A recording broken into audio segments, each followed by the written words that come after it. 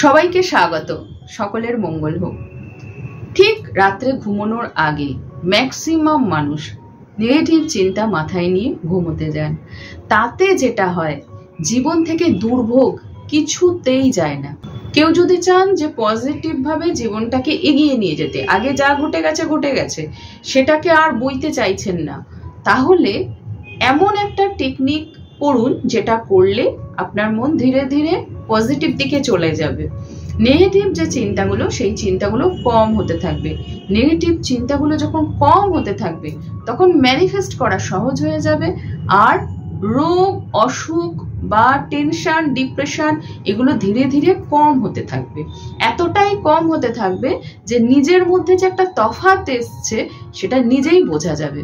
নিজের বিছানায় রাত্রে ঘুমানোর আগে একটা টেকনিক যদি কেউ ফলো করতে পারেন, তাহলে যেটা হবে, যে কোনো নেগেটিভ পরিস্থিতি থেকে খুব সহজে বেরিয়ে যেতে পারবেন। সেই টেকনিকটা কিভাবে করতে হয় আমি বলে দিচ্ছি। যারা টেকনিকটা করবেন তারা এই স্টেপগুলো ফলো করে করবেন।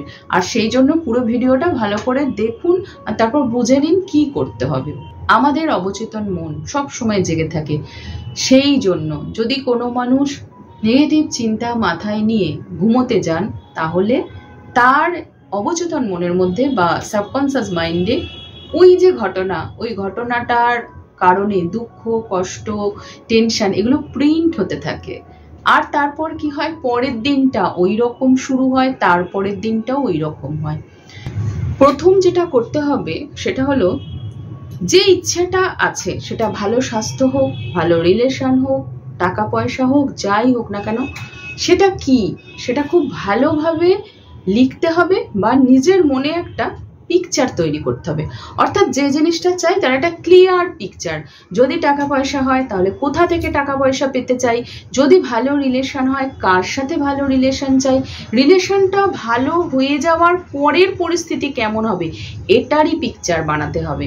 রিলেশন ভালো চাই বললেই ভালো রিলেশনের পিকচার কিন্তু হবে না। ভালো রিলেশনের পিকচার একরকম আর খারাপ রিলেশনের পিকচার একরকম। কাজে যদি ভালো রিলেশন চাই তাহলে ভালো রিলেশনের পিকচারটাই মনে মনে ভেবে নিতে হবে। যে কোনো কিছু, মানে যদি ভালো স্বাস্থ্য হয়, এখন হয়তো স্বাস্থ্যের কোনো প্রবলেম আছে, কিন্তু ভালো স্বাস্থ্য হলে কেমন হবে সেই পিকচার, এইরকম একটা পিকচার প্রথমে মনে মনে ভেবে নিতে হবে। ক্লিয়ার পিকচার হবে। এমন নয় যে পিকচারটা বানানোর সময় কোনো কিছু অর্ধেক হলো, পুরো পিকচার।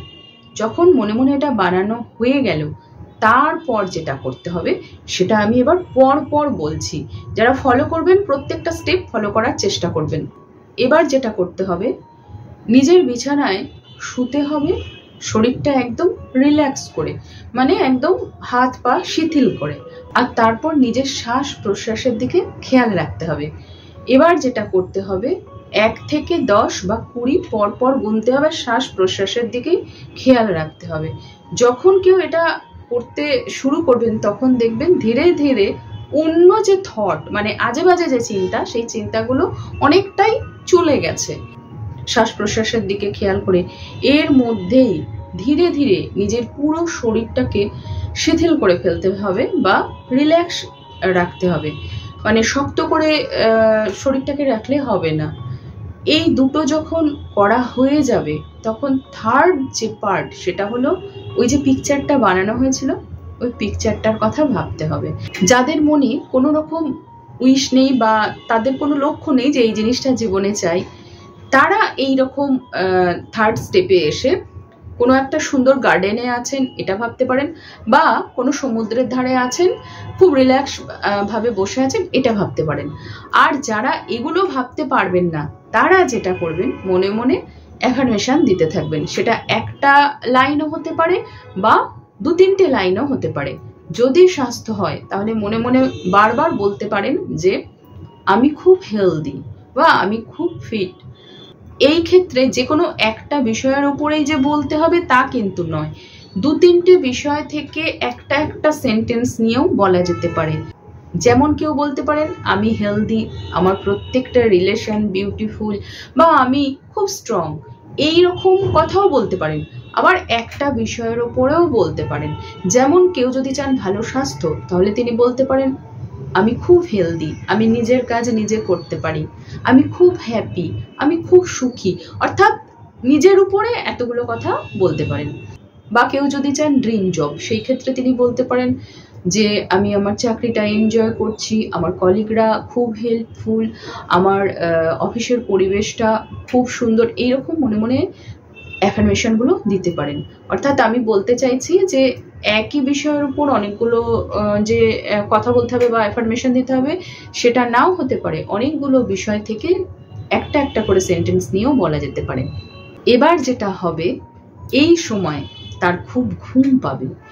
যখন তার ঘুম পাবে তখন ধীরে ধীরে তার চোখের পাতা বন্ধ হয়ে আসবে। যখন তার চোখের পাতা বন্ধ হয়ে আসবে অর্থাৎ সে গভীর ঘুমে চলে যাচ্ছে, তখন সে যদি নিজেকে কন্ট্রোল করতে পারে, অর্থাৎ ওই ঘুমের মধ্যেই যদি সে পারে, তাহলে সে নিজেই নিজেকে মনে মনে বলবে যে আমার ঘুম পাচ্ছে বা আমি ঘুমিয়ে পড়ছি, এটাই সে বারবার নিজেকে বলবে। এটা একটা প্র্যাকটিস, একবারে হবে না, বেশ কয়েকদিন চেষ্টা করলে কিছুটা হবে। বেশিরভাগ ক্ষেত্রে দেখা যায় যে অ্যাফার্মেশনটা দিতে দিতেই ম্যাক্সিমাম মানুষের ঘুম এসে যায়। যারা নিয়মিত ঘুমের ওষুধ খান তারা এটা চেষ্টা করে দেখবেন যে কিছুদিনের মধ্যেই আপনার হয়তো ঘুমের ওষুধ খাওয়া বন্ধ হয়ে যাবে। যারা খুব মন দিয়ে ফিল করে এটা করতে পারবেন তাদেরই ঘুমের ওষুধ বন্ধ হবে, কিন্তু যারা আর্টিফিশিয়াল বা নকল ভাবে করবেন, অর্থাৎ বলতে বলেছে তাই বলছি, তাদের ক্ষেত্রে কিন্তু ওষুধ বন্ধ হবে না। আমাদের জীবনে বিভিন্ন রকম যে পরিস্থিতি আসে, সেই পরিস্থিতির কারণে মন ধীরে ধীরে নেগেটিভ জায়গায় চলে যায়। একবার যদি মন নেগেটিভ জায়গায় চলে যায়, সেখান থেকে পজিটিভ জায়গায় ফেরাটা খুব কঠিন হয়ে যায়। আর যেটা হয়, মানে আজকের দিনে এটা মানে বেশি হয়, সেটা হলো যেহেতু মোবাইল আছে, মোবাইল হাতে নিয়ে কেউ কাউকে বলছে যে আমার সাথে এই হয়েছে, বা সে সোশ্যাল মিডিয়ায় গিয়ে কোনো একটা পোস্ট দিয়ে দিল, তার নিচে বহু লোক কমেন্ট করলো। এতে যেটা হচ্ছে, এই যে নেগেটিভ একটা জায়গা, সেখান থেকে সে সহজে বেরোতে পারছে না। নেগেটিভ জায়গা থেকে সহজে যদি কেউ বেরোতে চান, তাহলে রাত্রে ঘুমের আগের যে সময়টা, সেটাকে খুব ভালোভাবে কাজে লাগান। যারা কোনো কিছু ম্যানিফেস্ট করতে চাইছেন তাদের জন্য এটা যেমন খুব পাওয়ারফুল একটা টেকনিক। যারা কোনো কিছু ম্যানিফেস্ট করতে চাইছেন না, সুস্থ থাকতে চান, হ্যাপি থাকতে চান, তাদের জন্য এটা ভীষণ পাওয়ারফুল একটা টেকনিক। রাত্রে ঘুমানোর আগে কখনোই নেগেটিভ চিন্তা মাথায় নিয়ে ঘুমানো উচিত না। সারাদিন ধরে চলা বিভিন্ন ঘটনা যেগুলো আমাদের বেঁচে থাকতে গেলে ঘটছে, সেই সমস্ত ঘটনা থেকে শুধুমাত্র পজিটিভ জিনিসটাকে ভেবেই ঘুমানো উচিত।